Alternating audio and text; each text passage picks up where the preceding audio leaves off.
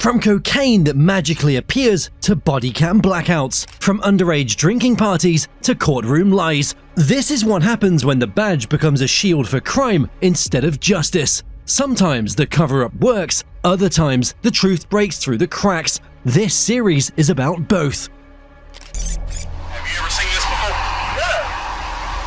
No, what is that? I'm just trying to figure out how that stuff got in your car.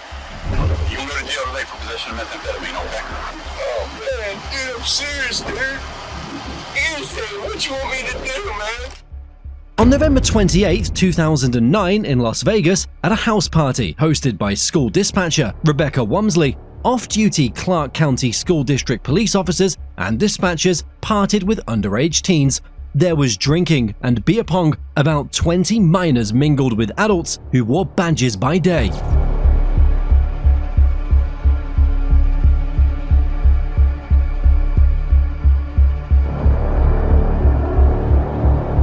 Some of those named in court records: Sergeant Brian Nebeker, Officer Mark Robbins, dispatchers Tina Zuniga and Cynthia Rulis, dispatcher supervisor Armando Quintanilla, and Sergeant Roberto Morales.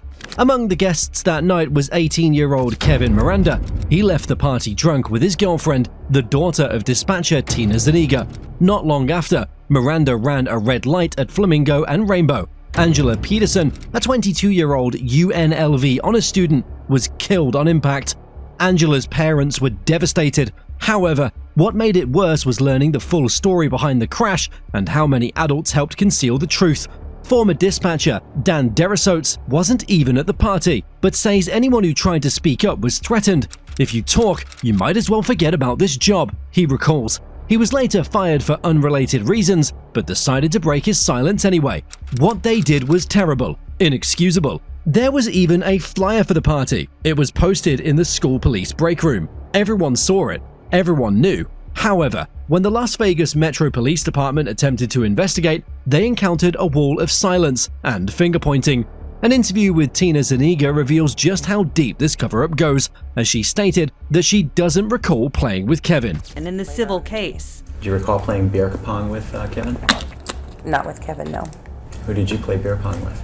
I believe it was Cynthia, Mark, and possibly Johnny. I don't remember exactly. that was toward the beginning of what would become an extensive cover-up orchestrated by the school district police department. Court records show then Chief Filiberto Arroyo and then Captain James Ketzer blamed each other for not turning over key information. When asked in a deposition if he ever told Metro about a dispatcher who was at the party, Ketzer simply said no. When asked why, he responded, "Because I didn't." That same man continued to rise in rank, eventually becoming the school police chief. He retired in 2020. And the silence didn't stop there. Witnesses say Ketzer himself was at the party. He denies it. Still, no action was taken. Instead, several of the people involved in the cover-up were promoted. They've had the chance to clean the house, said attorney Mark Cook, who represented the Petersons, but they didn't, and they're still here. The Petersons filed a civil suit, the only form of justice left. The Clark County School District spent more than $700,000 in taxpayer money fighting the case before quietly settling for $75,000 with no admission of wrongdoing. These settlement documents, signed by dispatcher Cynthia Ruelas, Officer Mark Robbins. In court filings, the remaining defendants, Zuniga, Rulis, and Robbins, admitted that the facts could have proven they drank with minors, played beer pong, and took part in covering up the events that led to Angela's death. To this day, no criminal charges have been filed against any of the officers or dispatchers. The Las Vegas Metro isn't investigating. The school board and police department refused to comment. Only one of the attendees, Cynthia Rulis, who no longer works for the district, returned calls. Her response? She's put it behind her. Angela Peterson's parents haven't. She was murdered, said her mother, Linda. Somebody will see this is horribly, horribly wrong and will reopen this case and prosecute these people for the murder of our daughter. Only Kevin was charged, and he pleaded guilty and apologized. Probation. This after starting his sentencing with an apology to friends and family of Angela Peterson. I don't sense you're sorry because of the accident. I sense you're sorry you're going to prison. The judge showed little sympathy, even after Miranda's attorney argued the young man had made the decision to forego a trial and plead guilty in order to save the family months of grief. But it should have been more. You think underage drinking and buried reports were wild? Now imagine a cop going full Mayweather on a man named Floyd and then trying to lie his way out of it. January 28, 2015 started as a regular day for Floyd Dent, but it soon turned into something much worse. He left his house to drop off beer and liquor to a friend, nothing out of the ordinary. But within minutes, he was pulled over and violently attacked by a cop with a history.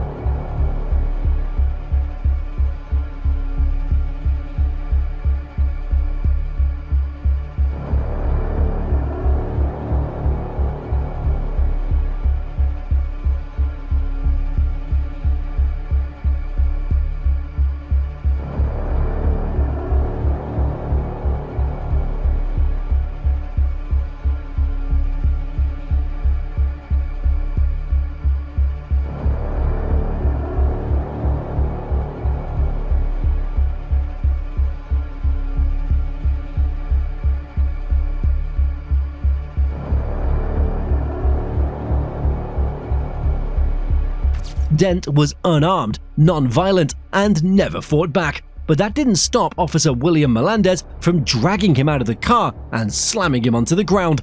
Then came the punches, one after another. Dent says Melendez hit him hard in the head 16 times and choked him until he passed out.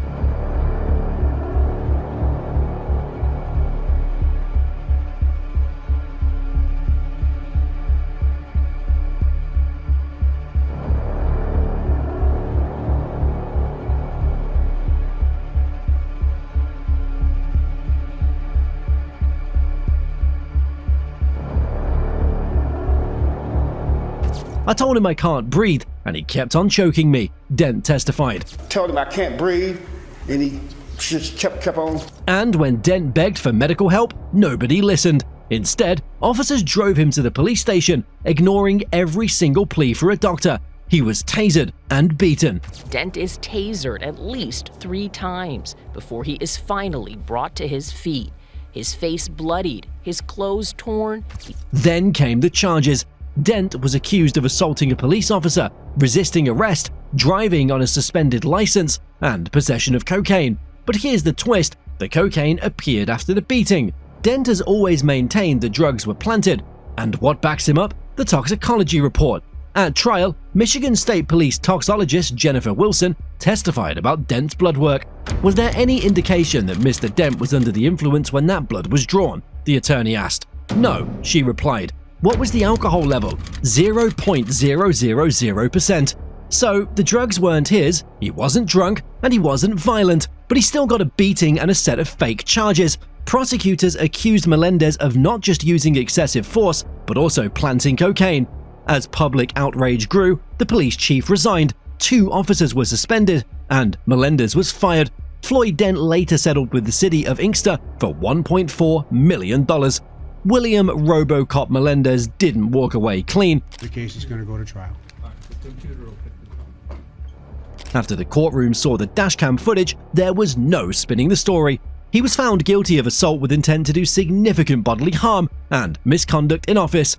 Judge Vonda Evans didn't hold back. Before handing down the sentence, she told Melendez exactly what kind of damage he'd done, not just to Floyd Dent, but to public trust in the police. She sentenced him to 13 months to 10 years in prison. The letter is straightforward and signed by Prosecutor Kim Worthy herself. using capital letters for emphasis, saying, quote, "The Wayne County Prosecutor's Office opposes this parole and would ask the board to reconsider its decision." I am truly sorry that you believe my actions were unjust. Fast forward to 2020, Melendez has served less than 5 years. He was eligible for parole, but the city of Inkster, the same city that had to pay Floyd Dent $1.4 million, didn't want him back on the streets. City leaders and residents rallied to block his release, arguing that letting him go would send the wrong message, that brutality has no real consequences. Local leaders wrote letters, victim advocates showed up to hearings. They called it what it was, a disgrace. But in 2022, Melendez was granted parole anyway. If you think the last case was an injustice, the next one shows what happens when the whole department signs off on a lie. On October 20th, 2014, Laquan McDonald was just 17, and he was walking down a Chicago street holding a pocket knife. Police said he was acting erratically, that he refused to drop the knife, and that he lunged at officers. This was the story told. "Put the knife down! Put it down! Put it down! Put the knife down, sir! Please! No, no, no, no, no, no! Put the knife! Shots fired, Central, shots fired! Put the knife! Hands behind your back!